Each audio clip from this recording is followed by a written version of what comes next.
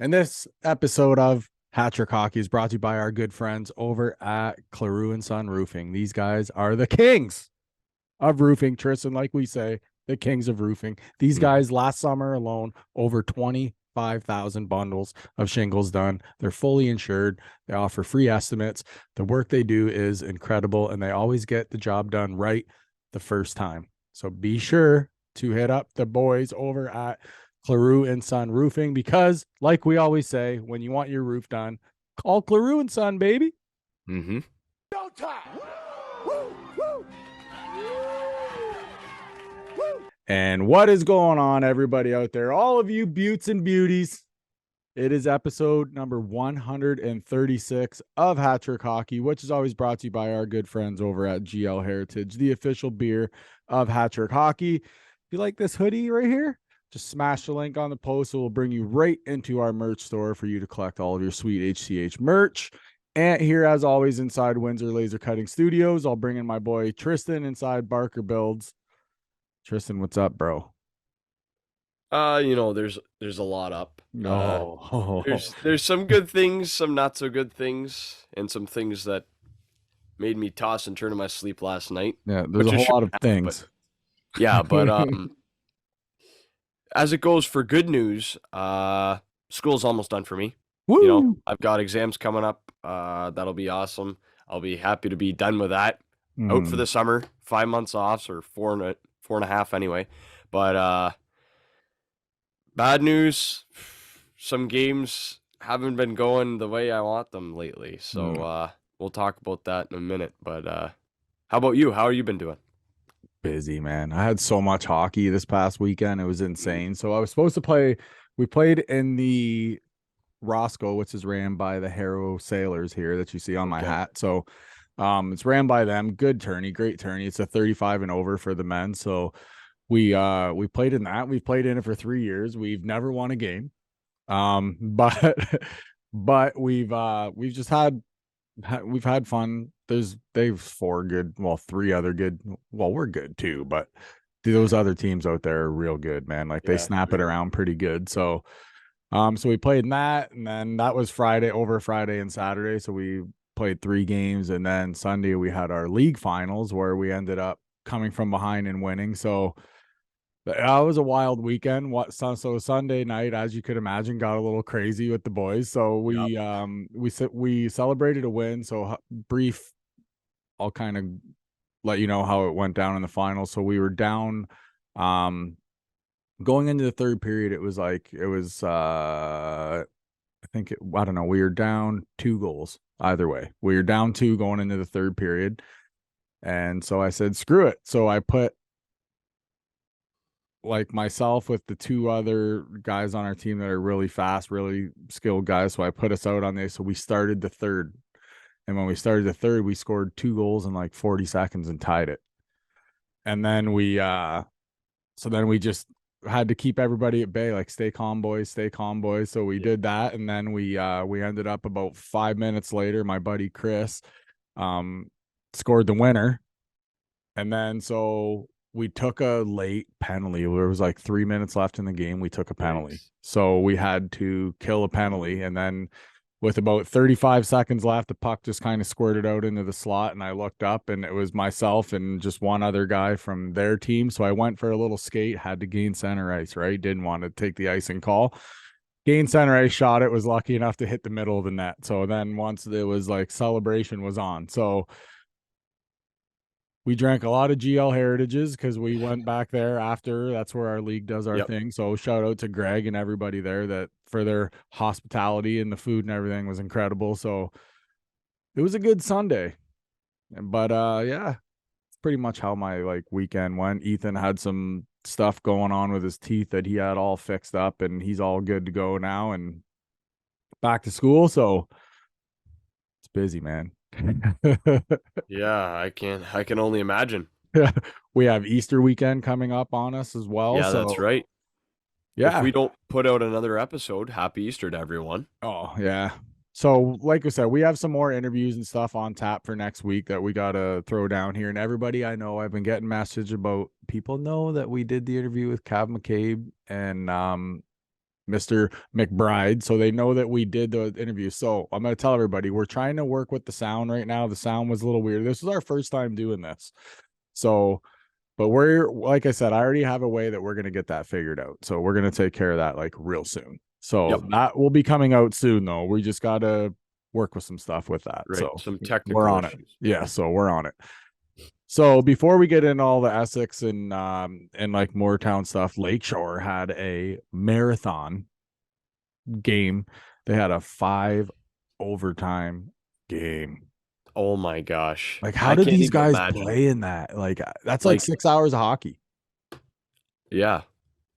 That's over 2 games of hockey. Because think about it, they go on the ice for at what, 6:30 for warm up, roughly. Yeah. So, When did they get done at like 12:40 in the morning? 12:45. The game winning goal was scored by who? Marco Schladoya. Yeah, Big Marco. So Doctor. The doctor. So you know what I mean? So but still, that's crazy. Like they had to have been like running the stores, buying Gatorades. Like they had to have been doing all of that. Oh, yeah. Well, I guess a ton of like the parents and fans like chipped in and bought a ton of pizzas for both teams.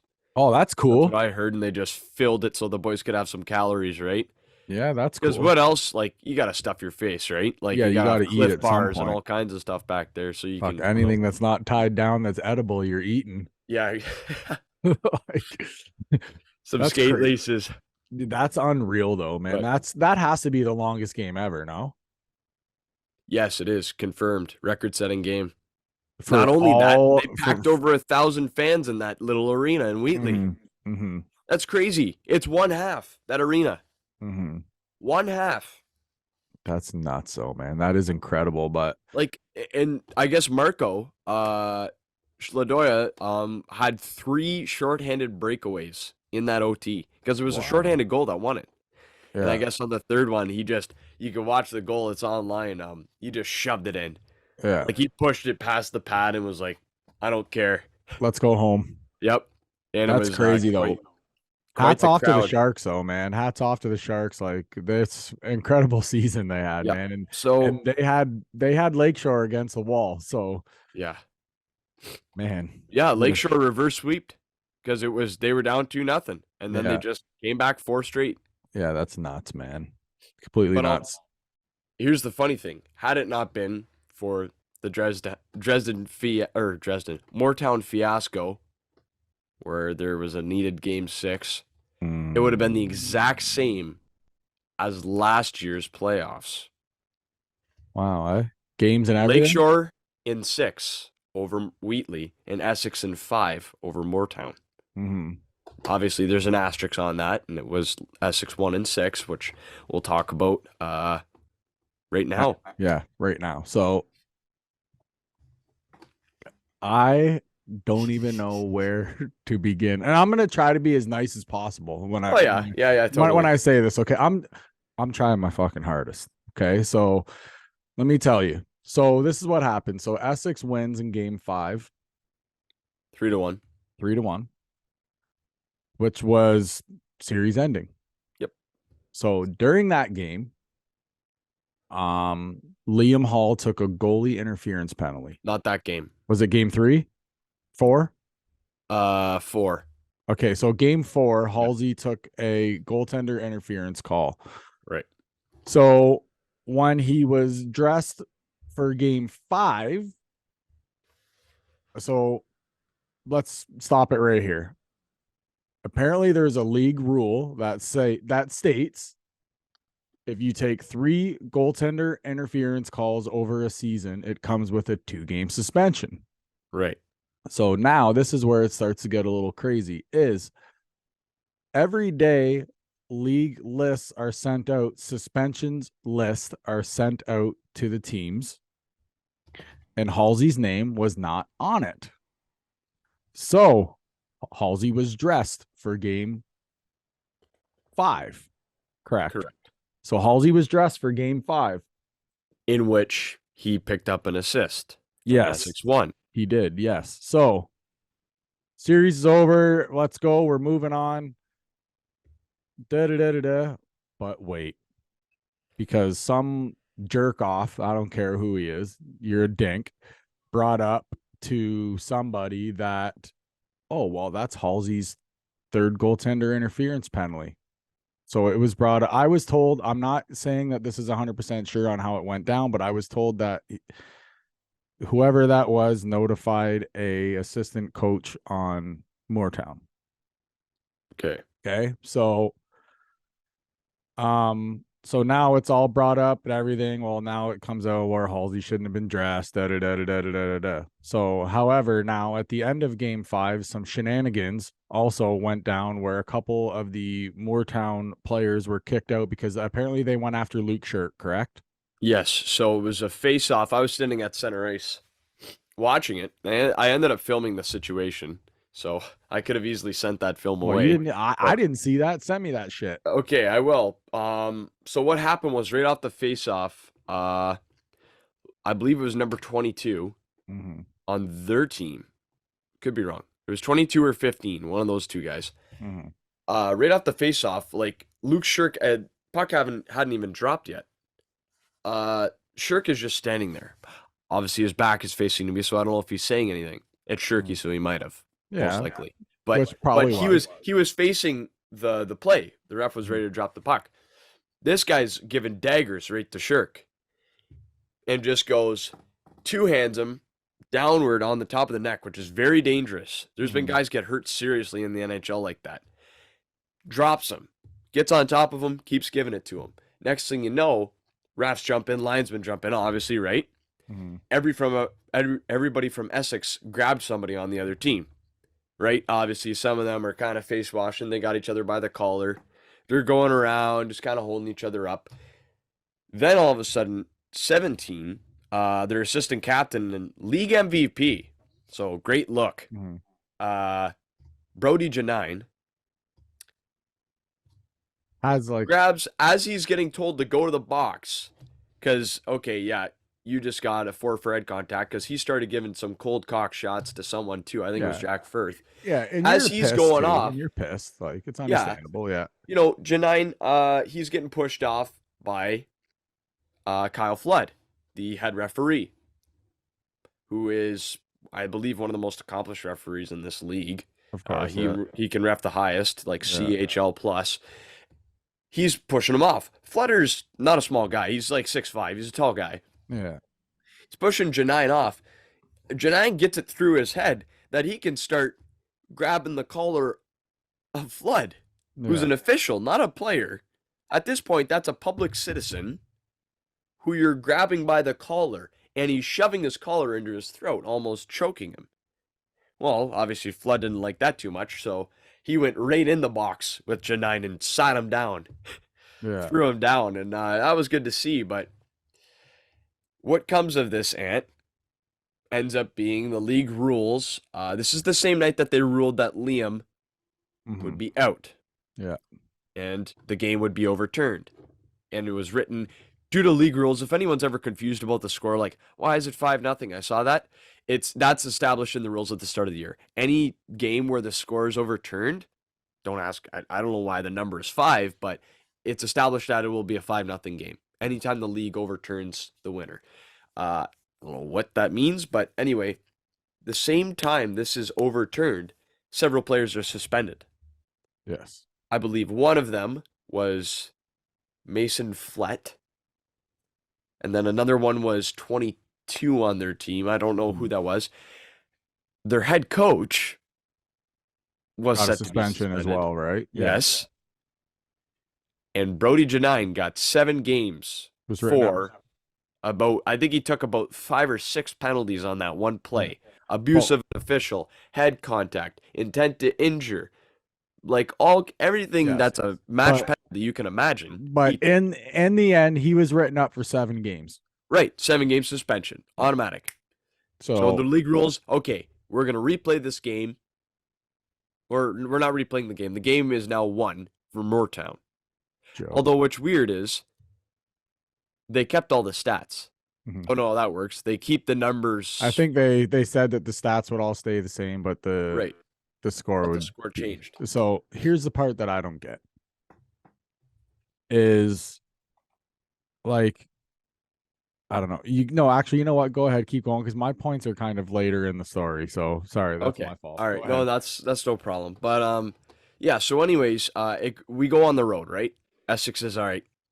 We gotta put up with this BS, but whatever. Let's get it done, right? It's Mooretown. We know we can beat them. Essex wins the game, which I'm gonna tell you right now, dirtiest game I've ever watched from another team. The team being Mooretown. And funny enough, guess who got to play in that game? Number 17, Brody Janine. What? What's he doing out on the ice? Oh, guess what? The league announced magically before the game, oh yeah, Brody Janine. That's no problem. We'll renounce a 7-game suspension for abuse of an official. Mm-hmm. No It's time problem. to injure. Go out there, have fun. Might as well beat up a ref, but get, God forbid, you take a couple goalie interference calls because you're gone for 2 games. Mm-hmm. He got nothing. He got to play. But I'll say this. Guess what, Brody Janine? You looked invisible out there, buddy. You didn't do squat. Mm-hmm. You got shut out. Your goalie carried you. Yeah. Shout out to John Chartrand. Yeah. He was the most classy player. And sneak peek, we're getting him on the show. Yeah. For anyone who's listening. But John Chartrand, talking to him, one of the nicest guys I've met. Mm-hmm. Very classy. He cared for Jack Firth. He was the first player to skate up when Jack Firth took a nasty head check from number 2, who's an absolute clown on Mooretown. Yeah, I heard. I don't even know his name. I heard he took 5 minor penalties in the game, and it was all like roughing, head contact, like stupid shit like that. Two head contacts. Yeah. And then, the one play, he got on top of Gouvermal, starts punching him in the back of the head. He's on the ground. I don't know how he wasn't tossed out right there. So the refs in that game, whatever. But another thing was their head coach got to coach as well. Mm-hmm. Yeah, see, that's horse shit. And like, this is why I say every team needs a little bit of meat and potatoes. So that way, when guys like that are fucking running around the ice acting a fool, you're going to face the consequences of another player on the other team. Like that's how it was when I played. So going back, so the league lifts this 7-game suspension. So now PJHL, here's a couple questions that I have for you that still have yet to be answered that I did email you. So I'll be waiting for that email back. 1, 2, how do we lift a 7-gamer on a guy that got intent to injure for cross-checking a player in the neck, wrestling one of your referees, and you just wipe it off the board like fuck all happened? Well, I wanted, but yet you withheld the 2-game suspension of a player that got 3 minor penalties over a season. It's a complete joke, as far as I'm concerned. Complete joke. It's just, how does it happen? How does it happen? I want to know, because when you don't just wipe 7 games off the board. If you're going to do anything, if they appealed it, then you take off the intent to injure and you leave the abusive official on. Protect your referees. If I was a referee in that league right now, I would tell you exactly where to shove it, and I would not even want to referee. Why? Because you don't have their backs. You're not protecting your officials. You might as well go around into every town that has a team in this league and spit in the face of every referee that had refed in this league.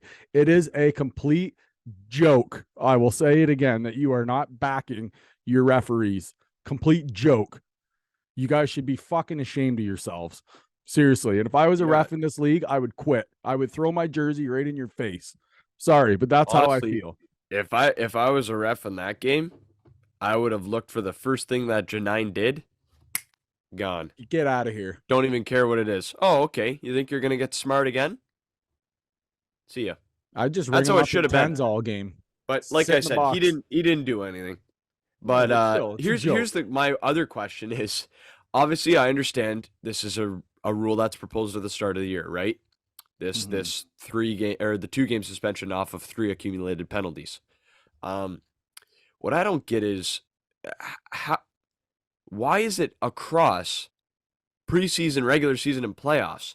You would think, if you were logical, maybe preseason board wipes clean, right?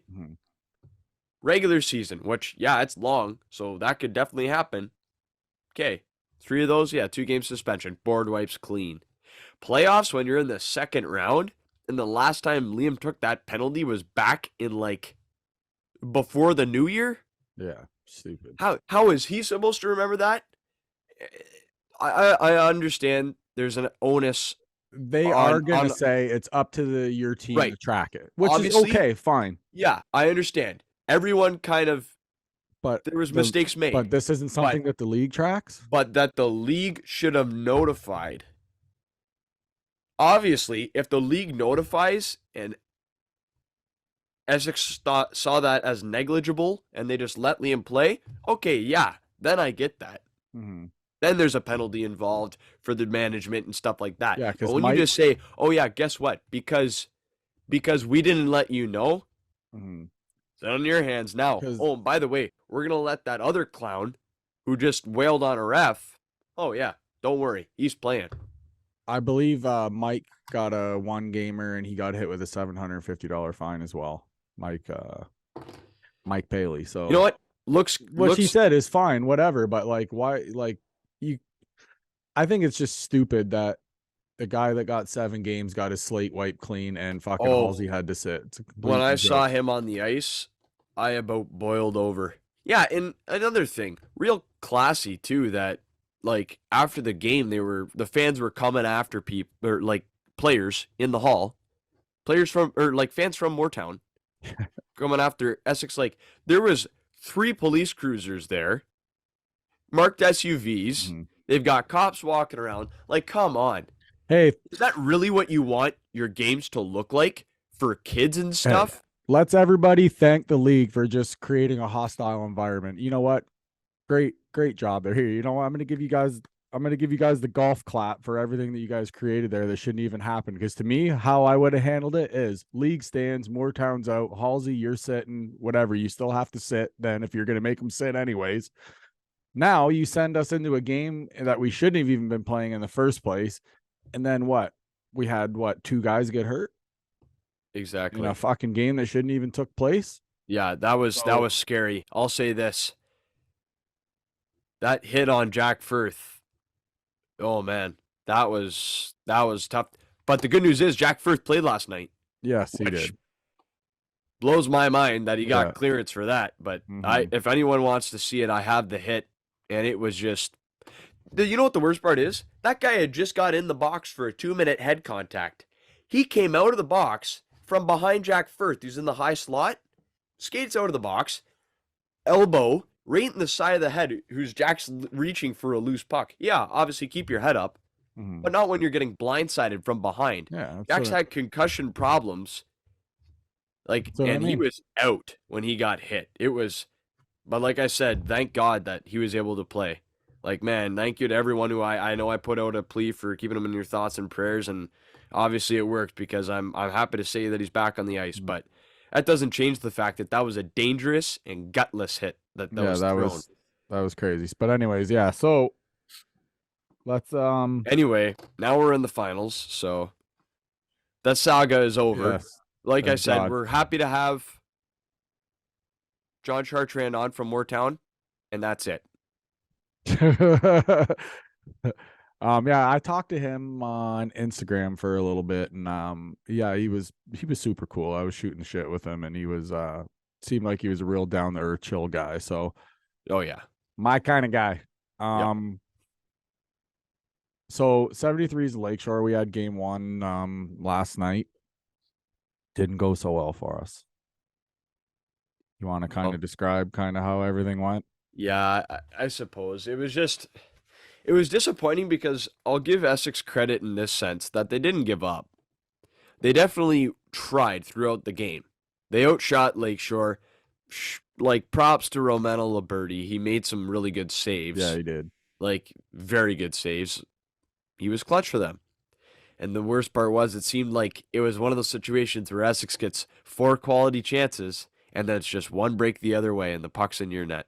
Mm-hmm. And that's just how it went. And the final score was 5-1. And yeah, also props to Austin Guvermont, who keeps his goal streak going. Shot.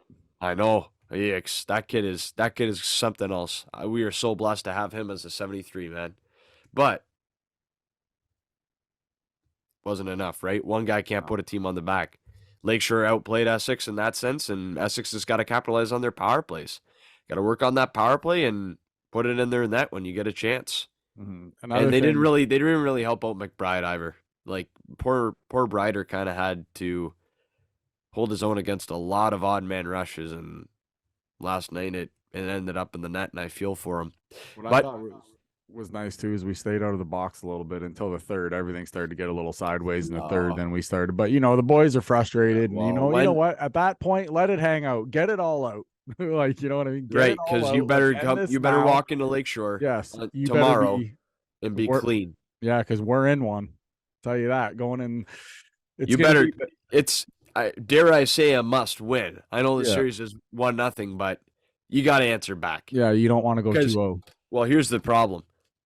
I don't want it to happen to Essex, and I know you guys are strong boys when it comes to like psychology and stuff. Mm-hmm. But down 2-0 to the 4-time in a row champs, that's not looking good for you. And they won Smalts last year. That's what I'm saying. Yeah. The Stobbs division reigning champions. Mm-hmm. That's tough. Yeah. Got to bounce back, boys. They'll bounce back because they're getting a little shot in the arm. Mm-hmm. LH24, baby. Liam Hall is back. Yes, Halsey will be back for game 2. So game 2 goes Thursday at 7 p.m. in Lakeshore. And then they will have game 3 will be Saturday, April 8th, back in Essex. That will be game 3. And game 4 goes the 9th, right back in Lakeshore. So they're going to play back-to-back. So on the 6th, 8th, and 9th, there's games. So buckle up, folks, of Essex County. It's gonna get great. So I'll list those ones for now. But if this series is to be wrapped up, if it goes 7, game 7 is scheduled for Saturday, April 15th, and that will be in Essex. So also all game times will start at 7:00. So for everybody that knows, we put 968 fans in there last night. Yeah, the fan packed support house, man. It was big, but yeah, I feel for the boys. Just wasn't their night. Bad bounces and loose defensive coverage led to a 5-1 loss. Mm-hmm. They put the pressure on, though. They had been a bit better defensively. Maybe we see a tighter game, but Marco too. I sent him I like messages too. I was like, "Nice shot, fucker." Yeah, what do you have? 3 points? I know he had 1-1 for sure. Yeah, there was a couple guys who he had a good game. He had a nice little dish there. They scored on a 2-on-1. I believe he was with, and then he sniped that other one. So it was a hell of a shot. A 1-on-1. He came into the zone and just went ripped it. So like it was a rocket. But 73s, come on, boys, you got to use that depth. Bounce back here. Yeah. See, but I'll say this about Lakeshore. I like the fact that the way Lakeshore plays isn't like what Mooretown did. No. Like they don't get stupid. Yeah, they can be kind of like. Yeah, it gets rough and gloves up. No, I say like whatever. They like to do a lot of this. Yeah, that's okay. Like I said, they all kind of have like one of the requirements on Lakeshore is you got to have a punchable face and. No, I'm teasing, but it's like they get under your skin. That's hockey, baby. They know what they're doing. They're doing, and Essex can't let that get to them. They got to be tougher. They got to be harder in the corners. They got to use their size to their advantage. Mateo Trifon dropped someone. I didn't even see who it was. He got sent to the Shadow Realm, though. I'm happy, Trife. Keep hitting, buddy. Man, he dropped someone at the blue line, but yeah, that right on the boards there, eh? Yeah, as the guy was like a Cromwell. He tried to leave the zone and just like, ooh. But he's a truck. Boys got to bounce back. Yeah. Better defensive coverage. Jamie McDermott will take care of it. He knows exactly what to do. I'm sure he was the least bit happy after last night's game. So I don't want to see him mad. I always see him. He's usually smiling or happy. So I've heard stories. That's how we always see him. Me and you see him like that. But yeah, I imagine he was boots to asses last night. So well, let's hopefully the boys here bounce back for game 2. So once again, game 2 will go Thursday the 6th in Lakeshore, and game 3 will be Saturday back here in Essex. All game time starting at 7:00. So Yes, sir. be sure to check those out. Spits right now. What is going on in Windsor? I love Tristan's been like, I just like that's a lot of fucking firepower and stuff to be like Maggio has having a hell of a year, and like Yeah, it's well, just, you know, but some teams are all about coaching. it's just That is also the reason why I don't think the Boston Bruins are going to the Final Four. It's because it's all about the coaching. Yeah, you got good coaching, but at the end of the day, you need the talent. Look at the New York Islanders. Conference Finals 3 years in a row. They got out-talented. Great coach, Barry Trotz. Same thing here. Mark Savard, great coach, but do you think Horvat's going to help there any? Oh, for the Islanders you're talking now. Yeah. Do you think that will throw him over the edge or put him a little closer? I don't even know, like, what's their... Tristan's they're barely like, in the playoff spot right now. Tristan looked at me like he wanted to reach through the camera and smack me in the head himself. Islanders? Yeah, no. They're not going anywhere. They'll get bounced first round by Carolina. So we'll go back and end this topic quick. Spitz, you're in one. Tell you right now, it's going to be tough to come back from that. No, Kitchener's looking good. Down too, 3-0. So. Let's be real. When was the last time a team came back from 3-0 in the OHL? Like, and you're on the road too for game 4. So like I have no dismay for the Spitfires at all. I will say this: they're not my favorite OHL team, but they're my second favorite. Like, I cheer for them. They're local, obviously. But I'll put it this way. London's up 3-0 right now. Windsor's down 3-0. London just won, I think, last night in overtime. Again, yep. It was Ryan Humphrey, like their fourth liner scored in overtime. See, Windsor, even the fourth liners are outscoring your best guys. Like, let's wake up there, boys. No, that's just, I'll say this. Like I said, it's a good team structure. They were able to prey upon the weaker teams in the division and get a lot of points. I'll say this. No, I won't say that because I don't want to get people upset at me. Like, Windsor Spitfires right now for NHL talent, 0 on their back ender in goal, which doesn't help. And it also doesn't help that when you're an offense strictly team, you're getting shut out 4-0 because they have the better goalie, Marco Constantini. So we'll see. But go Knights. So you fucking all I gotta say. That's all I gotta say. Fucking guy. Yeah. You would. Yeah, I would. You would be that fucking guy. Yeah, I am. Tristan, me and you, we're gonna have a fucking Tilly next time I see you. Oh yeah, bastard. Leamington's also too. Their coach Mitchell's got them just chugging. They're rolling through the playoffs. They're already up 3-1 on the Lincoln, right? The Stars. Yep. 3-1. So take them out, boys. See, there's a local team I cheer for. They're so good. Shout out. We want to get those boys on too. Yeah. Connor and Ryan McPherson. They're another, they're so good. Oh my God.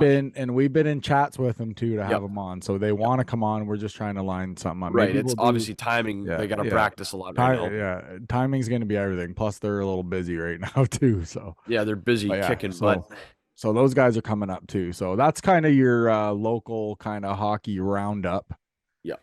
Shall I say? NHL news. So we know of maybe a couple playoff matches. We know we're gonna get Leafs and Lightning. We both know how we feel about that. Lightning and 7, obviously. And we're likely gonna get the Rangers and Devils, right? Yeah, that's looking to be like Devils would kind of have to win out to pass Carolina. So likely we're gonna get New York versus the Devils. The Rangers, that is, which is a great matchup. Talk about a rivalry. Remember the 90s? Mid-90s? Rangers and Mess, and then they had Martin Brodeur. When Messier Stevens guaranteed a win and then got a hat trick in that game. Oh, Mess, man. And who else is on that team? They had a really good D-man. Brian Leach. Yes, Brian Leach. I think he ended up getting the Conn Smythe that year, too. He was awesome. That's how I know you're young, when you didn't even know fucking Brian Leach's name. Well, I knew his name. No, but that was probably you said Brian. You didn't know his last name. Because I couldn't think of it. I know who he is, Ant. I bet you I could get closer to his all-time points total than you can. So you probably could. You want to do it? Yeah, sure. All-time points. Oh, Brian Leach. I don't know. The Rangers are only good for so long throughout his career. You guys are But getting then a again, it was feud high, on he was high there. scoring. I'll say I'll say 920. What do you think? 840. Okay, you're probably closer now that I just felt that here. Look him up, Trist. I will. But anyway, talk about that matchup. Who do you think Oh, comes with I that? can't wait, but I like the Rangers. I think having Kane will help him out a little more, just like power play and I stuff. was closer. Were He you? cracked 1,000. I was, 1,028. See, I didn't know it because I was like, I was thinking about saying 1,000 too. oh yeah, sure you were. Now you say that. Oh, But fuck you. anyway, no, because I wasn't sure because I'm like the Rangers were only good for so long. But then he was like their captain for a while. So, but All right, good you're up matchup. one. You're up one. I'll shake your hand on that. But You're up anyway, one. anyway, I like the yeah, Rangers. those matchups are going to be series. really good though. I like the Rangers. Just I think in the end, I just think they just have, and I like them, and I kind of break everything down to like how they are in net, offensively, defensively, power plays, penalty kills, like stuff like that, and just Wow, what nothing. you shocked that I actually look into all that stuff. No, it's almost like that's actually what determines what wins. I know it's crazy, eh? But But I know you're right. But I'm gonna say, like I said, I'm gonna say Rangers. I think Yeah. Kane is definitely gonna help out on the power play, not as when it comes to Yeah. speed, but just how he sees the ice, shoots They the just puck. got so good. They added so much at the deadline, and like they already have one of the best decors in the league, like Adam Fox, and they got the It's best, nasty. arguably the best goalie in the league, Igor Shesterkin. I love how he always uses fucking accents when he says names. Shesterkin. It's funny. But yeah, I'm definitely going Rangers now. Leafs and Lightning, I think we've already done in past Yeah, shows. We know how that one's gonna go. you never know, but you do. I still say though, if they beat the Lightning, they're going on a fucking tear. If they beat the Lightning, they're gonna make a run. But we'll Well, see. who would they watch them face Boston second Oh, round? shit. They just get eliminated. That'd be hilarious. But no, I think every Leaf, like to a Leafs fan, out of the second round is like the cup. Like Out of the they're gonna first throw a round. party. Out of the first round at this point. Yeah. You said there was a couple signings though, wasn't there? Yeah, there was. I'll read those out. No one really high profile, but not to take away from the players who were signed. Filipino, that's how it's pronounced. It's spelled Chittle. If you're one of the people who say it that way, it's Heedle. He's from Czech Republic, I believe. But Filipino signs 4 years at 4.375. I love that deal. I Yeah. love that deal. He's one of the best two-way centers in the league. Mhm. He's so good, and he plays up and down the lineup. You want him third line grinding in the boards? He'll do it. You want him to be a skill guy first line next to Kane? I love Filipino, and at $4 million for a guy who could be a first line center. Mhm. Obviously, he's not their first line center. They got Mika Zibanejad, but Mhm. like I see him on the score sheet all the time. it's really awesome, Filipino. And the second signing that was of notable talk is Nikolai Nizov. Do you know him? No. Okay. No, that's okay. He's like pretty fresh. I think it's his second full season. Oh, okay. He's a young D man for San Jose, who obviously they're kind of rebuilding, and they sign him at 2 years, 1.25 mil. That's really good for a guy who could be possibly in your second pair for defense. Really like Nikolai Nizov. He's good defensively. I still think there's offensive potential there. I think Nizov, if you get him a right partner, maybe you draft the offensive defenseman. It's kind of disappointing though that they gave away Ryan Merkley. Obviously, I know there was issues there with attitude and stuff, but like I think him and Merkley could have been a really good pairing. We'll see who they end up pairing with next year, but one of the bright spots for a kind of a dim situation in San Jose. Yeah, it'd be sweet to just play there though. It's all the weather, No tax. right? Yeah, like that'd be a horrible time. Unlike here, we just how there are taxes here. Yeah, and you don't really ever have to worry too when you're playing for the Sharks. Like When you go, there's no playoffs. You're just like, Lots of tea times. yeah, exactly. Golf all year round there. Is that all? Is that all you got for signings? Pretty well. I mean, there's one other guy, a guy who we were actually talking about with shout out Lee Harris. But Yegor Chinikov signs a 1-year $800K deal. He hasn't been the most outstanding this year. He was kind of drafted to be a goal scorer, and he got passed by his fellow Russian player, another guy we were talking about with Lee Harris, Kirill Marchenko. And Marchenko is really, really, really good because he's like a 20 goal scorer, first rookie one ever next to Rick Nash, I believe. I think he has the most game-winning goals as a rookie. So Chinikov, we might see him go to the KHL next year if it doesn't pan out. But I wish him well. I like his style of play. I just think he's kind of been misused by the Blue Jackets. But that's all there is to talk about as it goes for signings. What else you got for me? Well, the Wings past 2 games, they've been pretty good. They beat the Leafs 5-2 the other night. They beat the Habs 5-0 last night. Little swing in Canada here.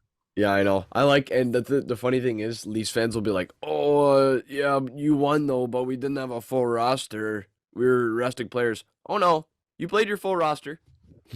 Don't try and say that. I saw some guy say that online, an actual account, and I was like, no. I think they didn't even have. I think they might have had Nylander out. They had Matthews, they had Tavares, they had Marner, and Wings did a really good. Oh, Alex Nedeljkovic was great that game. Yeah, it's a good bounce back story for him. He went down to the AHL, came back up. He had like 39 saves in that game. Lights out. Big props to him. And Larkin got a hat trick, didn't he? Yeah. People who still try to say to this day, they're like, "Oh, Larkin's not a first line center." Come on, let's be real. When you're winning a Stanley Cup, you'd like him to be your second line center. Yes. But as of now, he's the first line center. If he's your second line center on a Stanley Cup winning team, you're doing okay. Yeah. Okay. Drew, if you're watching, time out. I gotta wipe my nose before I drip. All right, 1 sec. And then so Wings and Habs. I believe it was Perron had a big night last night, right? I think he had a few goals. I think he had 2. 2 goals and a apple, maybe. 2 goals and an assist. So continues to be one of the most consistent players in NHL history. I think he's been within 10 points every year in his career. It's ridiculous. He's either between 50 points to 60 points every season. It's crazy. I think he was just below that this year, and then he got the 3 points, and now he's cracked 50. So props to him. Luke Raymond had a really nice goal too. It's nice to see him getting on the board after kind of a slower sophomore season. But and I'll tell you, Luke's outstanding. Edvinsson still proves that he's going to be a great defenseman. Wings shut out Toronto, I wish they shut out Toronto. They shut out Montreal and shut down Toronto in back-to-back games pretty effortlessly. And shout out to Ville Husso. I think this is the most hat tricks. I'm losing my mind. The most shutouts he's had in a season. Boom. 3 or 4. And his previous career high was 2. So shout out to Ville Husso. The Wings, I don't know. I kind of hope they would lose in regulation by 1 goal. We were right there, but we're going to get Connor Bedard maybe. I don't know. Speaking of Bedsy. Yeah.